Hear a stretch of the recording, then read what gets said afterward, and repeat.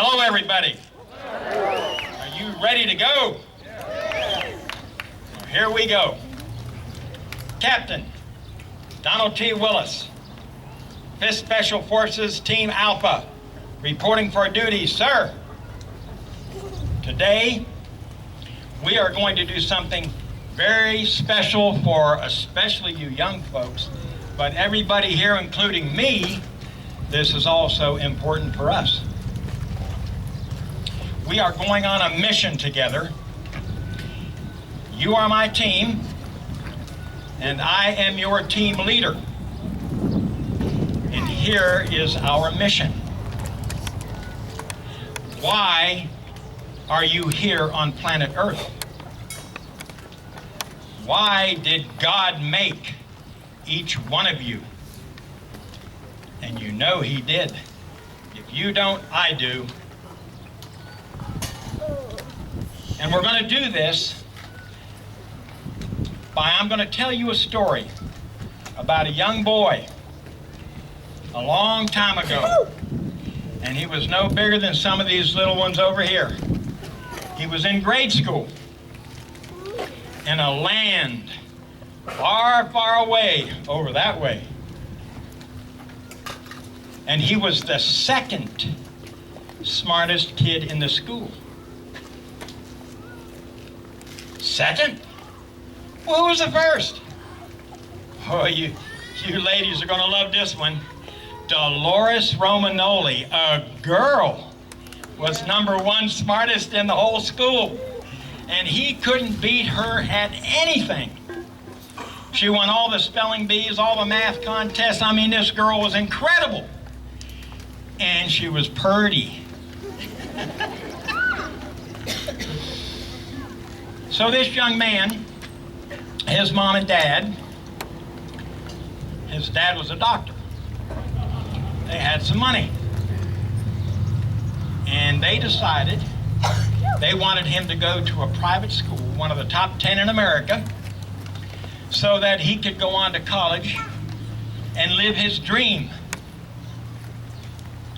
Problem is, this young man did not have a dream. Not yet. And he did not know why God made him and put him here.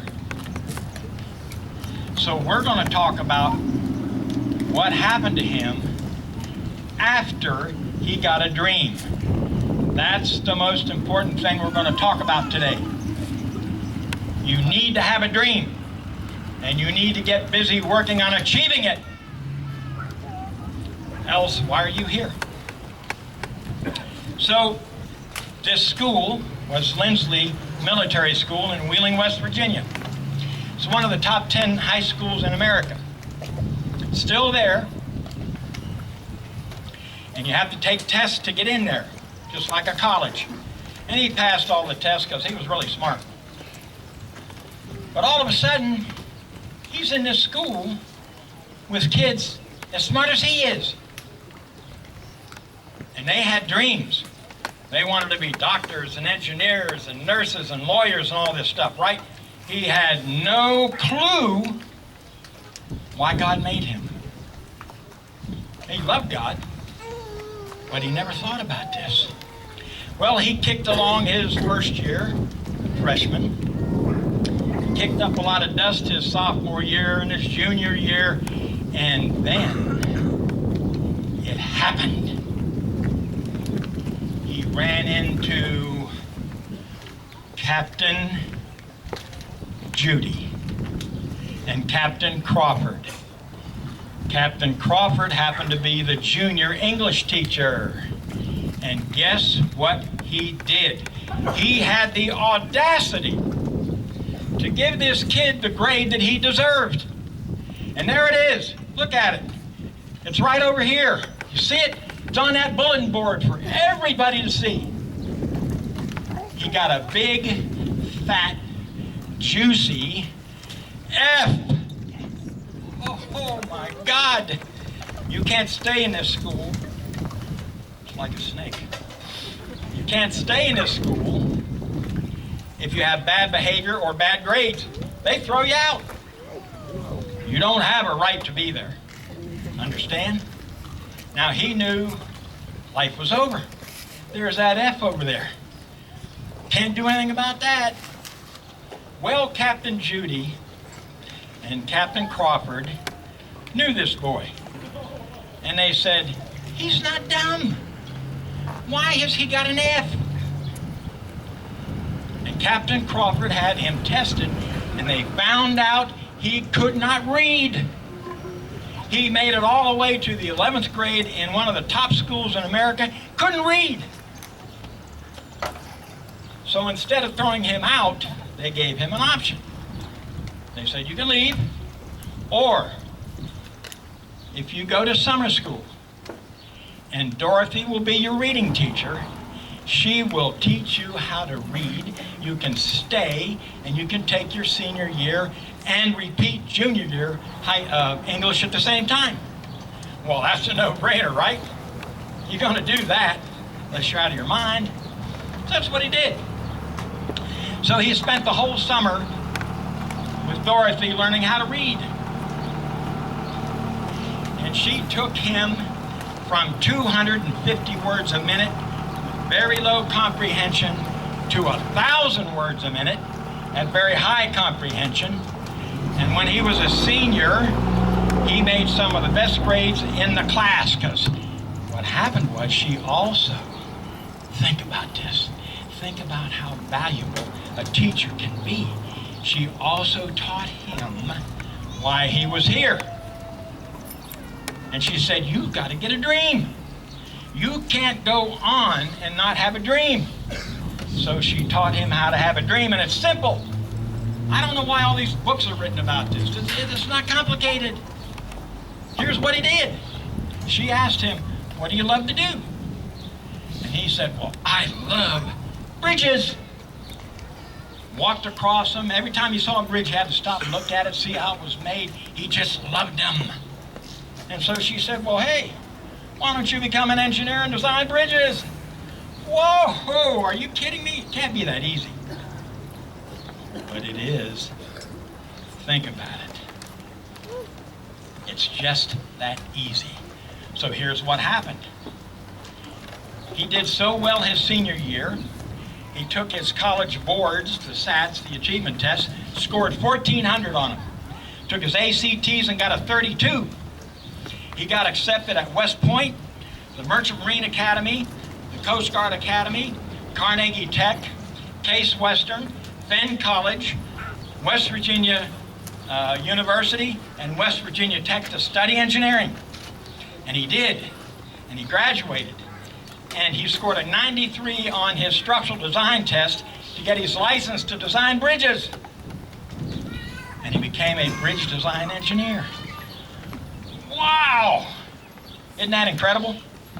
But he was driven. He knew he had to work to get that. And just in case you're wondering, none of this is easy. It requires work. You've got to get off this thing and go to work. Because you don't get anything in life for free. And he went to work. Now, he didn't stop there. He was a bridge design engineer, and then went on, became an architect. Then he got his master's degree. Then he went into the Army and became a Green Beret. And then he went on from there with his colonel. They started a business in Southern California, and he became a successful entrepreneur. And while he was at it, he became a master-rated skydiver. Can you believe that? And a motivational speaker. And then, it was August 18th, 2001, 12:34 in the afternoon. Jump number 4 of the day. He and his son were doing some fancy skydiving out at Lake Elsinore in Southern California. And he got caught in a wind, and he missed the building, but he ran into an obstacle at 26 miles an hour, laying on the ground, and they picked him up, put him in the ambulance, and on the way to the hospital, he died.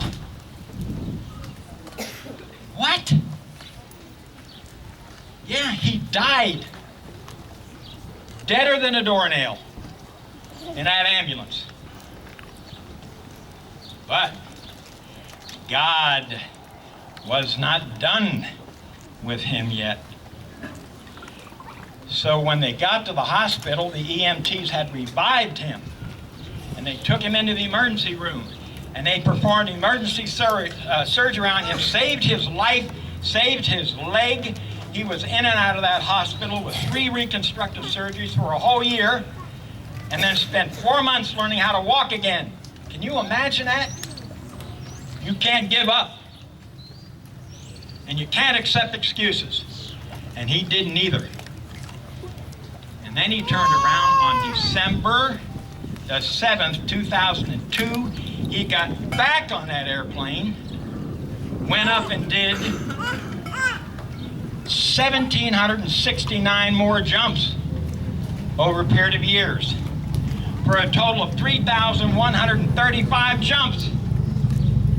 Can you imagine that?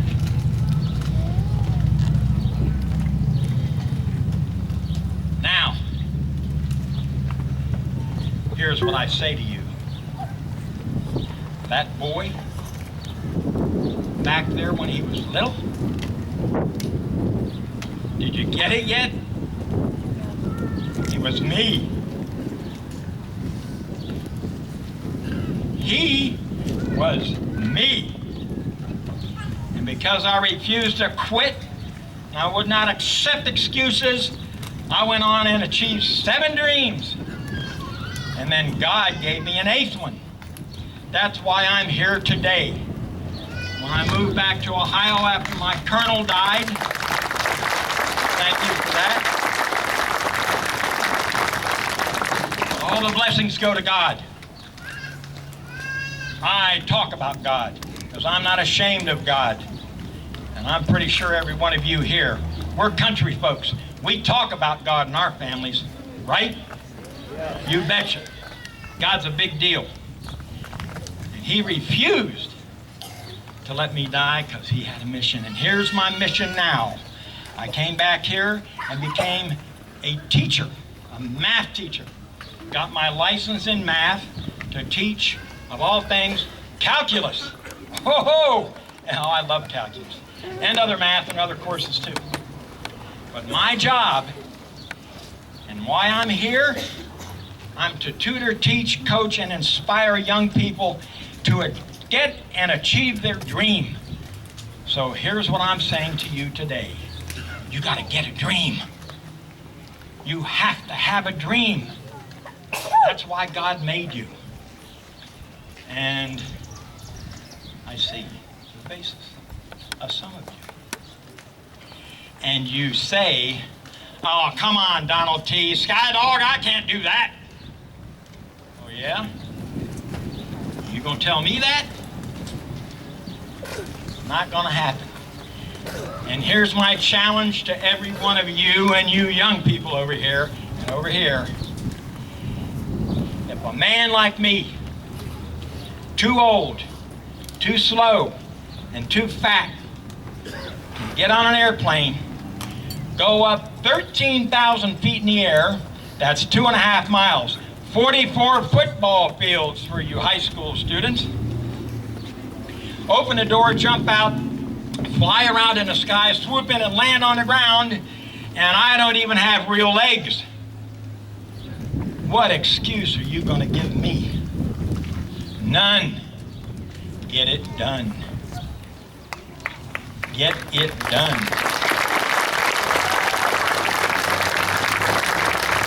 So here's what I'm going to ask you. Tomorrow morning, when you get out of bed, you plant your feet on that floor, I want you to look up and you ask God for his grace to get and achieve your dream. And if you do, I promise every one of you here, your life will become great and you will find happiness you never knew existed. Thank you for your time. Good day and God bless.